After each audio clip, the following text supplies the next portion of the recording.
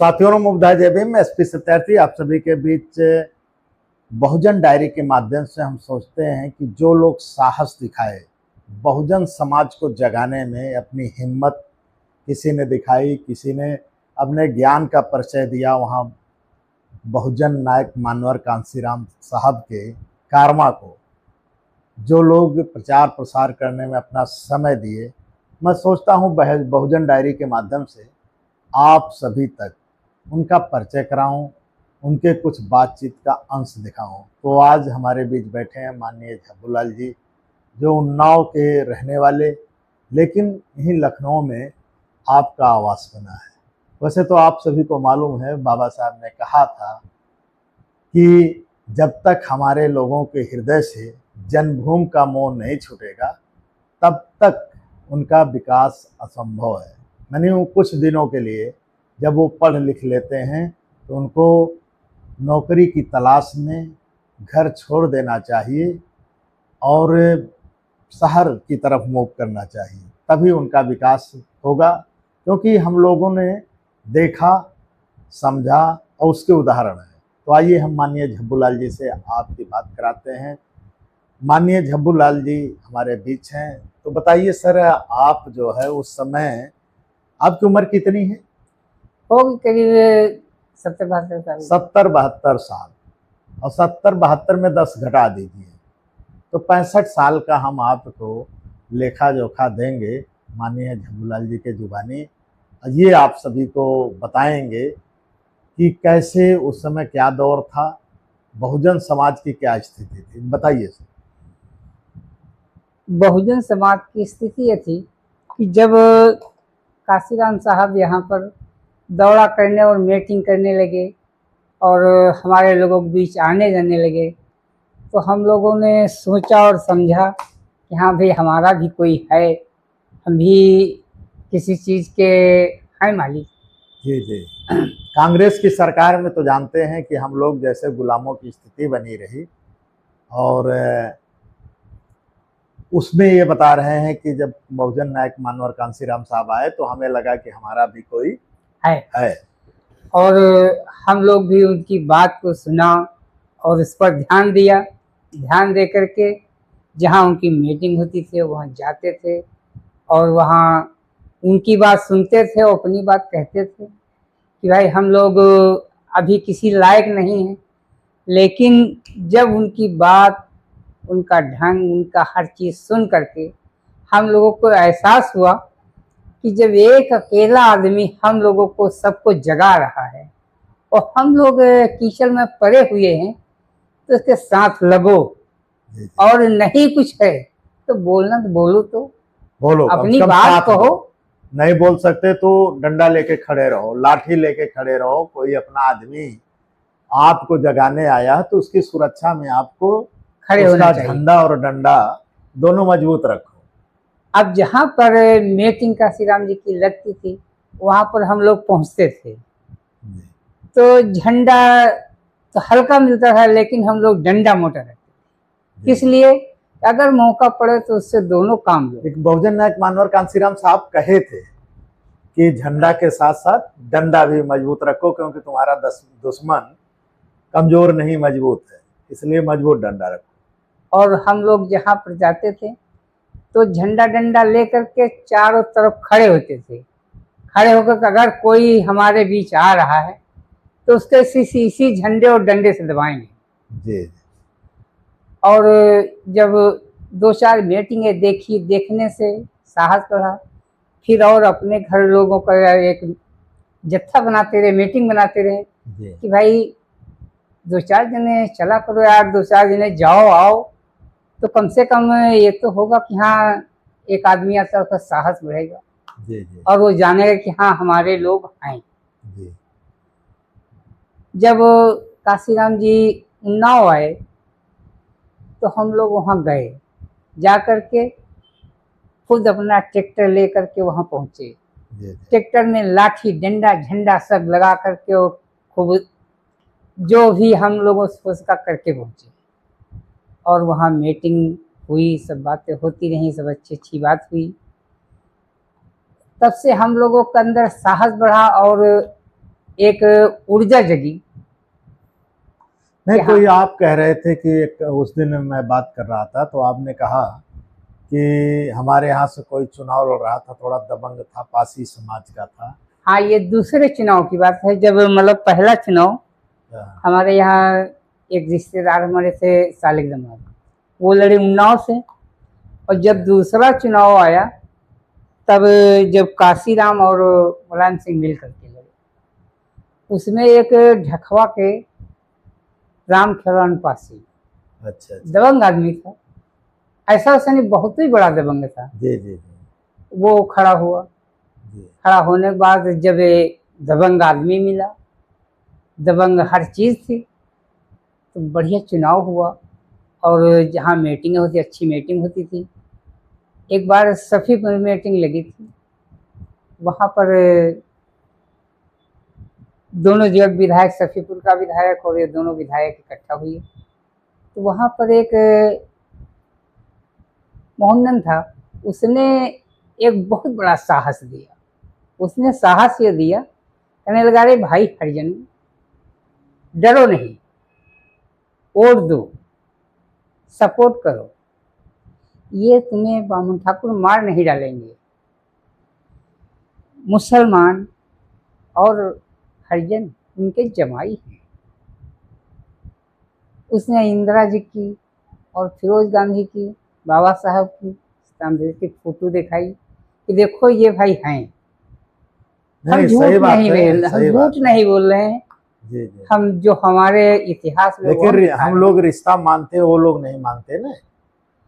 अब वो लोग माने न रिश्ता माने, तो है, रिश्ता तो इंटरनेशनल है, अंतर्राष्ट्रीय स्तर पे बाबा साहेब को लोग जानते हैं कि ब्राह्मणी से शादी हुई थी, वहाँ कास्टिज्म खत्म हो गया है, वहाँ चमार यानी और ब्राह्मण दोनों रिश्तेदार हैं, ये तो बात मैं मानता हूँ। हाँ, तो उसने खुले शब्दों से, जहाँ पर लाखों आदमी जनसंख्या थी, वहाँ पर उसने कहा, और हम लोगों ने भी उसको महसूस किया। यार डरने की कौन सी बात है। नहीं, साहस सबसे बड़ी चीज होती है, आदमी कुछ न दे, साहस दे, साहस दे। अब उस साहस से हम लोगों के अंदर इतनी ऊर्जा लगी कि हम लोगों ने काफी, फिर जब हमारे यहाँ नहीं, वो चुनाव, कहानी आप थोड़ा सा बताइए जो आपको बस्ता मिला था। बता रहे हैं जी। जो जब हमारे यहाँ चुनाव आया, जहाँ पर विधायक रामखिलान पासी लड़ रहे थे, जी जी जी तो ये इन्होंने बस्ता भेजे।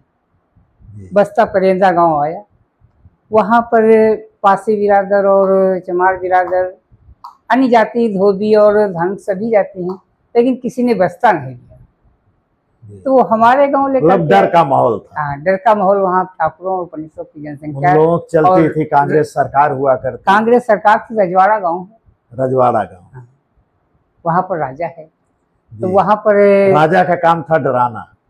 अब डराना उसको भाई डरते हैं। राजा का काम डराना नहीं होता है। राजा कहते हैं कि हृदय में स्वतः बसते हैं, अच्छा काम करोगे तो बस तब राजा कहलाओगे, लेकिन इसको राजा नहीं बोलेंगे, उसको कहेंगे कि दबंग, हाँ, गुंडा, इस तरह मवाली है, गुंडा है, उसको पहले राजा बोला करते थे। बताइए। तब एक आदमी बस्ता लेकर के हमारे यहाँ कहने, भाई हम लोग बस्ता नहीं लगा रहे हैं और कोई बस्ता लगाने से हम लोग डर रहे हैं।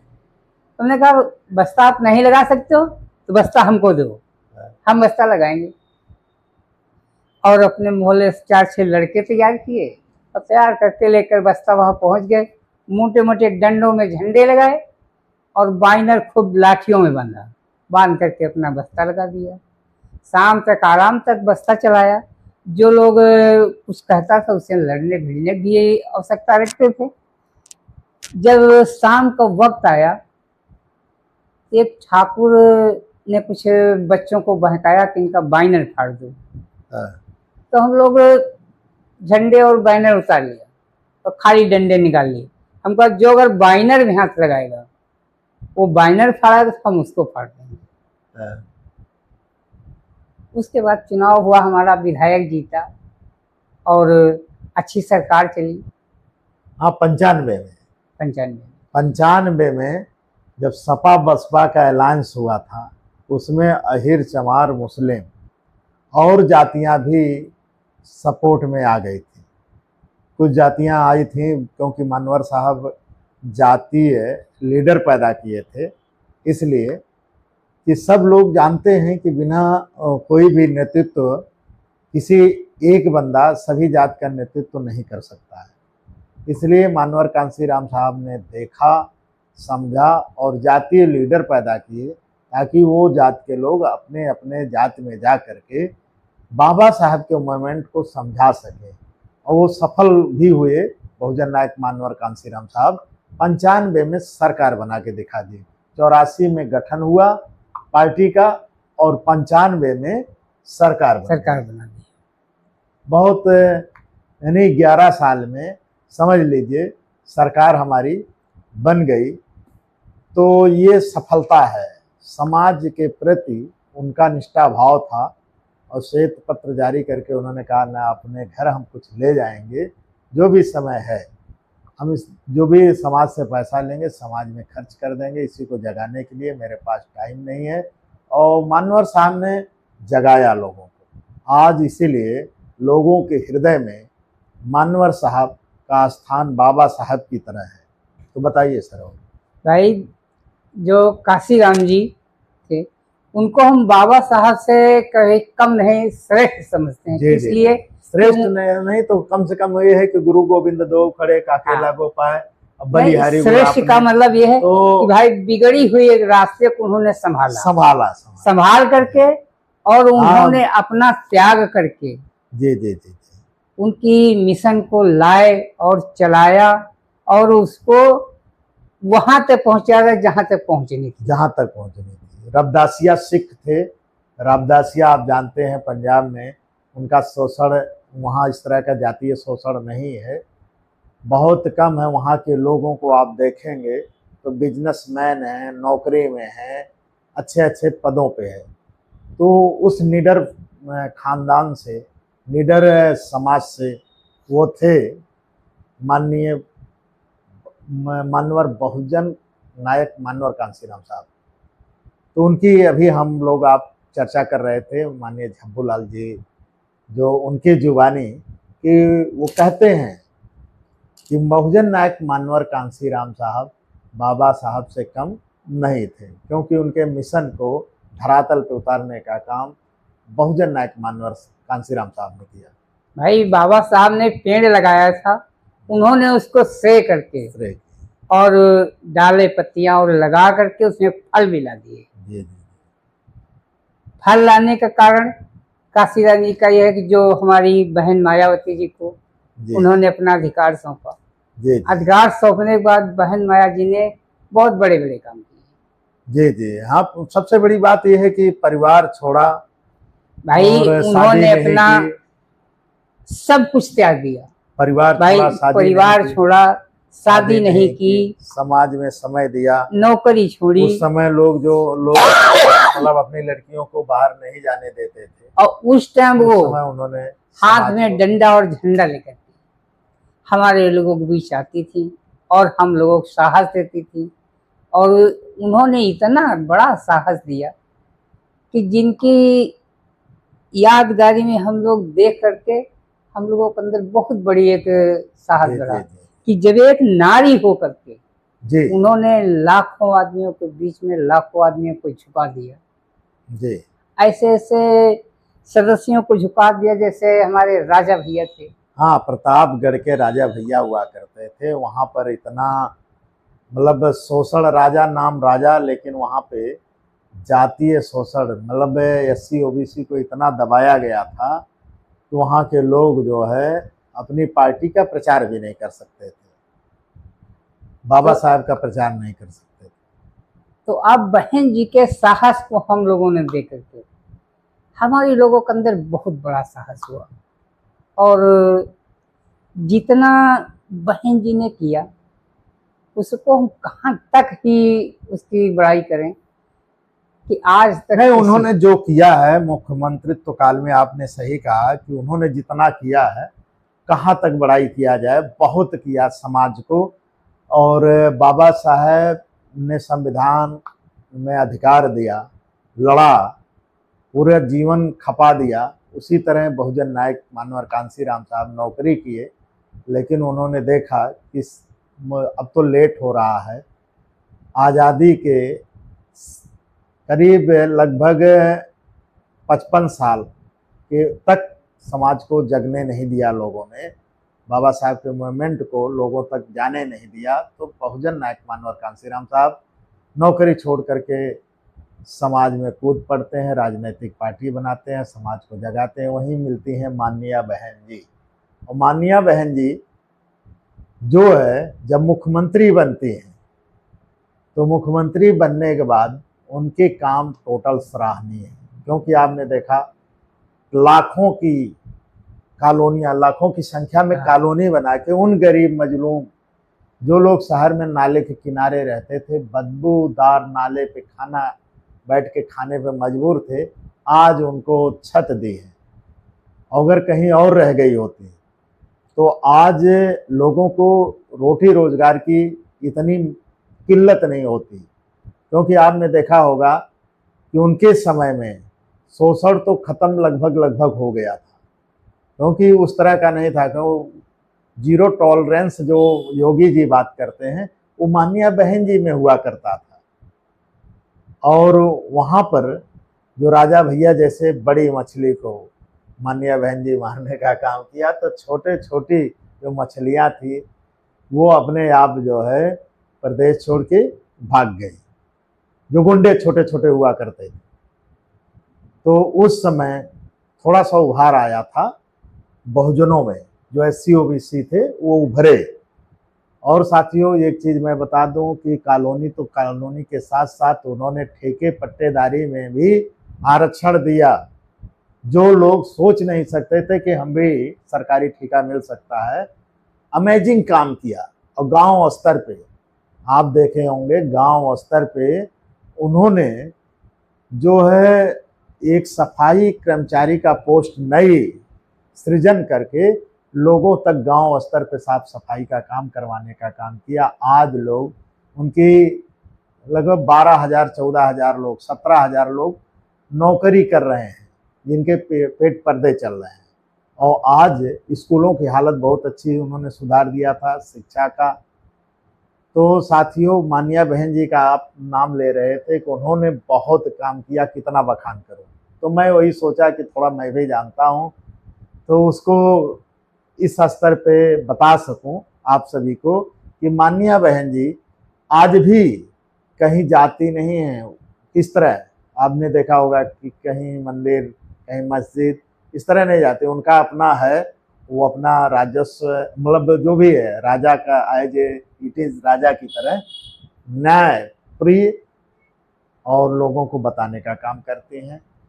आज भी संगठन चला रहे हैं, लेकिन संगठन कहीं न कहीं कमजोर है और किसी कारणवश, किसके कारणवश वो समीक्षा होनी चाहिए। और माननीय बहन जी को भी हम लोग कहेंगे कि थोड़ा बहन जी समीक्षा करिए और पार्टी में बदलाव हो और हम सत्ता में आए पुनः। तो अरे बहन जी का, हम लोगों ने बहन जी का इतना साहस हम लोगों के शरीर में भरा हुआ है कि जब एक बहन जी नारी होकर उन्होंने इतना किया, तो हम एक मर्द होकर क्यों नहीं आगे बढ़े? क्यों नहीं, सही है। और हमारे जो घर परिवार के भाई बंधु और जो हमारे जिले या देश के सभी लोगों के अंदर साहस है। आज जो छोटे छोटे नेता और पार्टियां बना करके आ रहे हैं, ये सब ताकत नहीं की। जी जी, नहीं, नेताओं की पार्टियां तो नहीं बननी चाहिए। छोटे छोटे जो नेता हैं, जो भी आ रहे हैं, ये लोग जो पार्टी बना रहे हैं, ये बहुजन समाज का नुकसान नहीं कर रहे हैं। नुकसान कर रहे हैं, लेकिन देन उन्हीं की है। हाँ, बहन जी की। हाँ, बहन जी की देन ये है। कैसे देन है कि वो कह रहे हैं पार्टी बना लो? नहीं, वो ये नहीं कह रहे, लेकिन उनके अंदर उन्होंने एक ऊर्जा जगा दी। हाँ, ऊर्जा ये जगा है, लेकिन पार्टी जो बनाए हैं ये तो गलत हो रहा है। बहुजन टूटेगा नहीं, गलत हो रहा, बहुजन टूट रहा। लेकिन बहुजन को वोट का टूट भाई ये देन उनकी इसलिए है कि उन्होंने आदमी के अंदर ये पैदा कर दिया कि हाँ हम भी कुछ हैं। जी जी, ने पहले आदमी के अंदर इतना डर और भाव भरा था कि हम उनके सामने जाएंगे। जो ताकत, जो ऊर्जा माननीय बहन जी दी। लोग कहते थे कि चंवार यानी चवाइन होके कैसे राज चला लिए, ये शब्द हुआ करता था पूर्वांचल में हाँ कि चमार ये लोग प्रधानी ना चला पावत और ये लोग जो है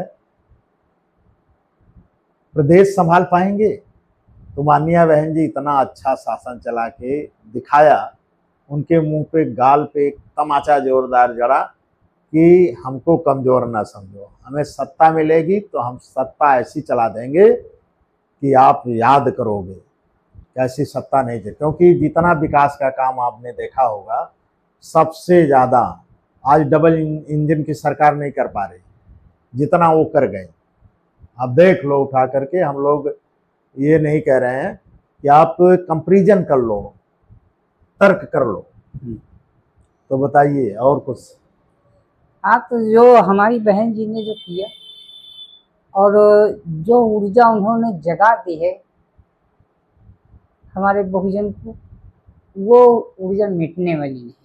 जी जी, बहुत बहुत धन्यवाद माननीय झब्बूलाल जी, हमारे बीच रह करके इन्होंने बताया कि उस समय क्या स्थिति हुआ करती थी। कांग्रेस उभरने नहीं देती थी बाबा साहब को, मूवमेंट को, और बहुजन नायक मानवर कांसीराम साहब मूर्ति लगवाए, भाषण के लिए लोगों को तलाशते रहे, नहीं मिलते थे तो उन्होंने नाचने गाने वाले लोगों को आगे करके उनको टिकट दिया और कहा कि तुम लड़ो।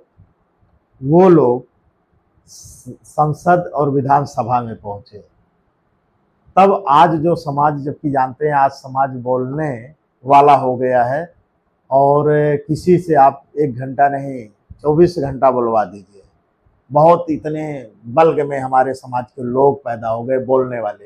ये किसकी देन है? बहन कुमारी मायावती, बहुजन नायक मानवर कांसीराम की देन है कि आज अगर आप कार्यक्रम करते हैं तो कार्यक्रम में आपको लिस्ट रखनी पड़ती है कि भैया किसी को बोलना है तो आ जाता खर्रा लिख करके, हमको बोलना है, और समय नहीं मिलता है कि हम बोलवा पाए। क्योंकि हम लोग कार्यक्रम करते हैं तो देखते हैं, तो एक खुशी होती है कि कम से कम समाज बोलने वाला हो गया। और जो समाज बोलने वाला होता है सत्ता उसी की होती है। क्यों? हाँ और समाज भाई, आज के दौर में ये है कि जैसे बहन जी के साहस से हर नारी, हर व्यक्ति के अंदर इतना साहस है